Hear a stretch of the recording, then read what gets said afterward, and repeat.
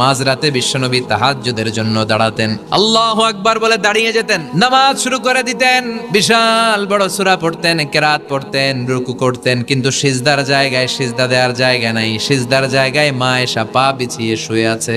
বুখারীর বর্ণনা, বিশ্বনবী সিজদায় যে হাত দিয়ে মা আয়েশার পায়ের মধ্যে চিমটি কাটতেন, মা আয়েশা বুঝতে পারতেন বিশ্বনবী এখন সিজদায় যাবে। সুবহানাল্লাহ পড়েন।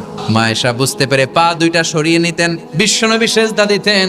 সিজদা দিয়ে বিশ্বনবী যখন আবার দাঁড়িয়ে যেতেন, মা আয়েশা পা বিছিয়ে আবার শুয়ে পড়তেন। মা আয়েশা বলতেন বিশ্বনবী দাঁড়িয়ে থাকতে থাকতে এত সময় ধরে তাহাজ্জুদের সালাত পড়তেন, ওনার পা গুলো ফুলে এরকম টিউমারের মতো মোটা হয়ে যেত। দাঁড়িয়ে থাকতে থাকতে বিশ্বনবীর পা গুলো টিউমারের মতো মোটা হয়ে যেত। প্রথম রাকাতে বাকারা, আলে ইমরান পড়ে ফেলতেন, বিশ্বনবীর পা যেন ফেটে যাবে। এভাবে হাত বেঁধে দাঁড়িয়ে থাকতে থাকতে বিশ্বনবীর হাতগুলো বাঁকা হয়ে যেত, ব্যথা হয়ে যেত। বিশ্বনবী তখন হাত দুইটা ছেড়ে দিতেন। আবার যখন এনার্জি